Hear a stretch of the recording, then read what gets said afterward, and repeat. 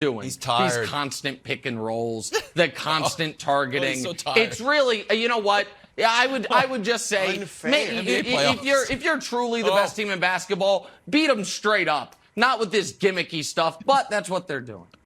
I knew eventually I'd have to make this video because Nick Wright has been saying so many things about this series, and honestly, they're just all wrong. Now, I haven't been looking at this as a Suns fan. I more look at it from an NBA standpoint and someone that actually watches the game, and even then, this is all completely ridiculous. Now, I won't lie, my first initial thought to title this video was me calling him the worst NBA analyst. However, there is someone that takes the cake, and I'm going to be talking about him in a future video. Now, as someone that doesn't like traditional NBA media, it is so easy for me to pick apart every single thing that Nick Wright's been saying for the past couple days. In this video, I want to go over some clips that have resurfaced on Twitter and on YouTube about him just talking madness about the Suns and Mavericks series. I'm going to try to focus more on the Mavericks in this video instead of the Suns, even though obviously I'm going to be talking about the Suns because it's this series, but just keep that in mind. Before I do get into the video, I did release my very first NBA recap about yesterday's game on my membership. To join Spex Media Plus, just click the link in the description below or just click the join button. Now, with all of that out the way, let's get into the first clip. Doing. He's tired. These constant pick and rolls,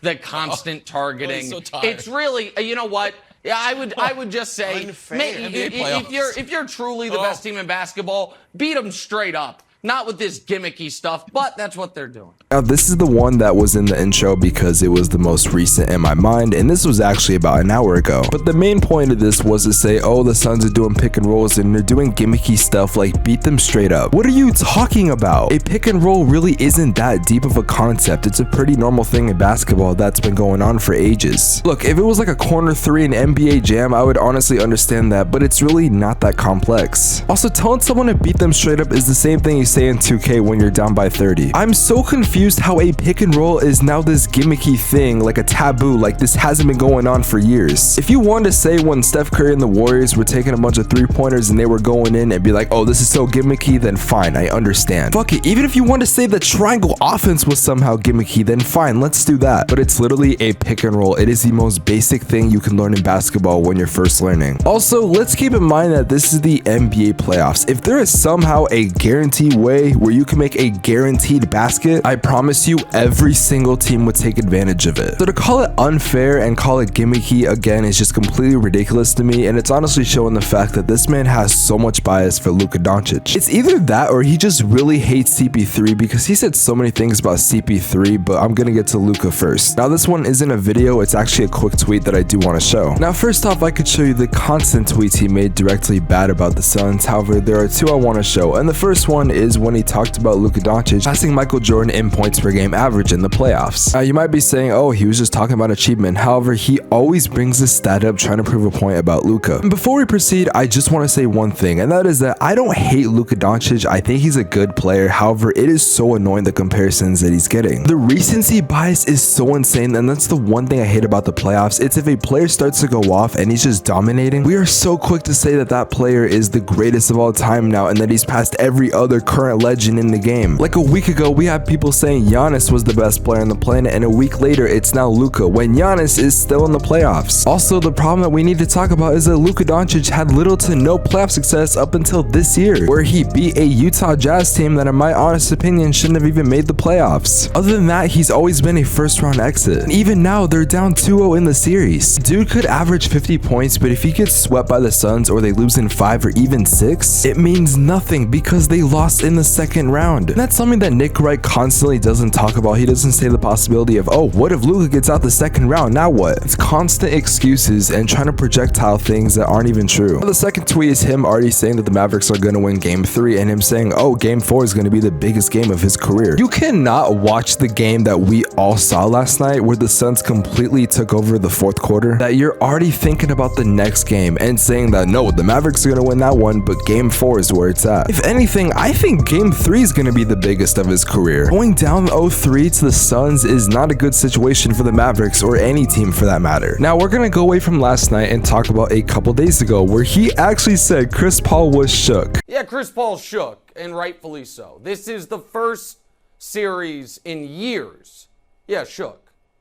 This is the first series in years Chris Paul's not the best point guard in the series. Trying to argue who I think is better between Luka and Chris Paul is a death sentence I'm not asking for. Honestly, I would also be a biased Phoenix Suns fan if I said Chris Paul was a better player than Luka Doncic. If the question is who's a better point guard, I guess if that makes sense, not better player, but someone's actually better at the point guard position, then it's obviously CP3. But if we're talking about player and who we're ranking better currently in the NBA today, then I think we're all going with Luka as much as we despise him. But I'm not debating that. What I'm debating is the fact that this man said that CP3 is now shook. I don't know what you've watched the past 2 years of Chris Paul on the Phoenix Suns, but he's played amazing, and especially when it comes to clutch time, because ironically, we're the best clutch team in basketball. To say Chris Paul is shook is like me saying you're good at your job. Chris Paul's not shook, he's not under pressure, and he's been able to show that, and you just really suck at your job. Also, I'm now finding out that this dude literally predicted the Mavericks to win the NBA Finals. There is no way you actually thought that was going to happen. First off, to say this series was going to go the distance is completely ridiculous. We had no idea how Luka was going to play, and Phoenix is the best team in basketball. He's also now apparently the best player in the Western Conference playoffs. Well, if he was the best player in the playoffs, why are they down 0-2 and there's a legitimate chance they could get swept? Unless Scott Foster refs a game, I'm sorry, but the Suns are gonna win in 4. It's just that fucking simple. This was the worst matchup the Mavericks could have had. They could have played any other team, and I'm telling you, it probably could have went the distance. But this was the one team that if they were to play, I knew it wasn't gonna end well for them. Luka Doncic statistically cannot beat the Phoenix Suns. He has a losing record versus them. Not to mention, he doesn't even have a 500 record in the playoffs. Also, it doesn't help that Phoenix is the best team in basketball and has the best backcourt in basketball and even has the best center left in the Western Conference playoffs. The bias I'm seeing from Nick Wright is completely insane to think that he thought this team was going to make the playoffs, because the man has been riding Luka Doncic constantly, and honestly, it's very annoying. For the past couple days, NBA media has gone to shit, and overall, people are now seeing that, wow, this is actually terrible. And it's not just Nick Wright, there are other figures that now we're finally seeing, wow, these guys really suck at their job. We live in a world where when it comes to national TV, if you want to see people talk about basketball or sports for that matter, then you gotta watch these guys, who every single day are trying to push a narrative and push a story to, I guess, build a player's legacy so they can say that they were the first one to say that player was gonna be good. And look, if you're an entertainer like Skip Bayless, I completely understand, and I guess I see your point. However, there gets to a point where it gets annoying and it's just taking the fun out of basketball. At this point, I'm sure there's a large majority of people that actually enjoy NBA YouTube versus NBA media, because we're not trying to push these narratives. We're talking about basketball, and that's purely it. Yeah, most of us have a favorite team. I'm a Suns fan, but I've been very vocal about that. However, if I have negative things to say about my team, then I will say negative things about the Suns, because when I talk about basketball, I'm an NBA analyst first, not Suns fan. If you guys want to see a video about the person that the NBA media is writing the most, click on the screen right now.